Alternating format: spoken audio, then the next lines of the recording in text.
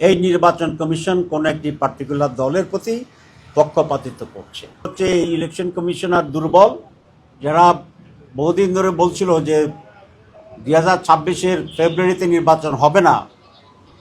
সকল দলের স্বতঃস্ফূর্ত নমিনেশন সাবমিশনের মাধ্যমে তাদের এই বক্তব্য অসার প্রমাণিত হয়েছে। আমরা আশা করি বাংলাদেশে 12ই ফেব্রুয়ারি একটি অবাধ, সুষ্ঠু এবং নিরপেক্ষ নির্বাচন হবে। কিন্তু ইতিমধ্যেই আমরা কিছু ভিন্ন চিত্র দেখছি বিদায় এটা প্রতিকারের জন্য আমরা আজকে প্রধান উপদেষ্টার দৃষ্টি আকর্ষণ করেছি। আপনারা জানেন যে নমিনেশন বাছাই পর্ব চলছে ইলেকশন কমিশনে, এবং সেখানে একই নিয়মে বিভিন্ন জায়গায় কাকে উপযুক্ত মনে করেছে প্রার্থীকে ওকে করে দিয়েছে, আবার একই রকম কেসে কাকে বাতিল করেছে। এখানে দুটি প্রধান সাবজেক্ট ছিল কারো নমিনেশন বৈধ কিংবা অবৈধ এটা বিবেচনার জন্য। গ্রসলি একটা হচ্ছে ঋণ খেলাপি, আর একটা হচ্ছে দ্বৈত নাগরিকত্ব।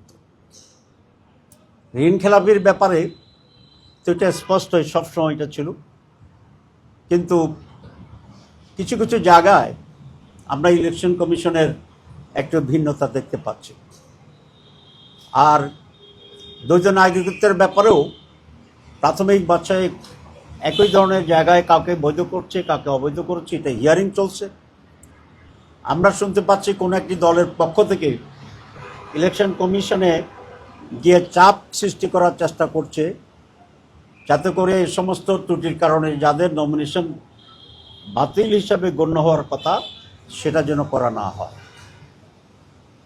আমরা খুব স্পষ্টভাবে আজকে বলতে চাই যে কোনো ধরনের চাপে নতি স্বীকার না করে যে দলেরই হোক, ইভেন জামাত ইসলামীরও যদি হয়, তাহলে আরপিওর যে নিয়ম আছে সেই নিয়মের ভিত্তিতে যেন বৈধ এবং অবৈধ বিষয়টিকে ফয়সলা করা হয়।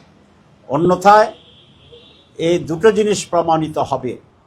এক হচ্ছে এই ইলেকশন কমিশনার দুর্বল, তাদের পক্ষে ইলেকশন করার শেষ পর্যন্ত নিয়ে যাবে কিনা একটা সন্দেহের অবকাশ থাকবে, অথবা এই নির্বাচন কমিশন কোন একটি পার্টিকুলার দলের প্রতি পক্ষপাতিত্ব করছে। এই ধরনের আচরণ যদি অব্যাহত থাকে তাহলে সুষ্ঠু নির্বাচনের ব্যাপারে জনগণের ভিতরে সংশয় এবং হতাশা দেখা দিতে পারে। আমরা আরেকটি কথা বলেছি, গত 2-3 সপ্তাহ ধরে কোনো একটি দলের প্রধানকে নিয়ে যে বাড়াবাড়ি করছে গভর্নমেন্ট, অতিরিক্ত সিকিউরিটি দেওয়া, অতিরিক্ত প্রটোকল দেওয়া, এই সব কিছু মিলে তারা নির্বাচনী মাঠে যে সমতল ভূমিকার প্রশ্ন আসছে সেটিকে সুস্পষ্ট লঙ্ঘন করছে। আমরা বলেছি কাউকে অধিকতর সিকিউরিটি কিংবা অধিকতর প্রটোকল দিলে আমাদের কোনো আপত্তি নেই, কিন্তু একটি অন্যতম প্রধান দল হিসাবে সমভাবে বাংলাদেশ জামাত ইসলামীর মোহতারাম আমিরকে, প্রধানকে সম আচরণ দিতে হবে। যদি এটার ব্যর্থ হয় তাহলে জাতি পক্ষপাতমূলক অপরাধের দোষে এই ইলেকশন কমিশনকে দোষী হিসাবে সাব্যস্ত করবে এবং লেভেল প্লেইং ফিল্ড এখানে বিনষ্ট হবে।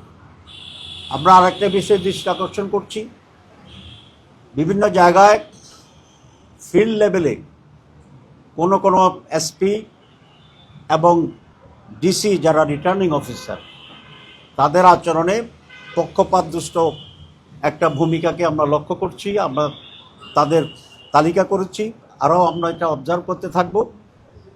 এরকম ব্যক্তিদেরকে চিহ্নিত করে আমরা ইলেকশন কমিশনকে মৌখিকভাবে বলেছি, আমরা লিখিত দেইনি, এখনও আমরা একটা অবজার্ভ করছি। সে বিষয়টি আজকে প্রধান উপদেষ্টাকে আমরা অবহিত করেছি। যদি ইলেকশন কমিশন যথাযথ ভূমিকা না নেয় তাহলে যেন চিফ অ্যাডভাইজার সেখানে হস্তক্ষেপ করেন।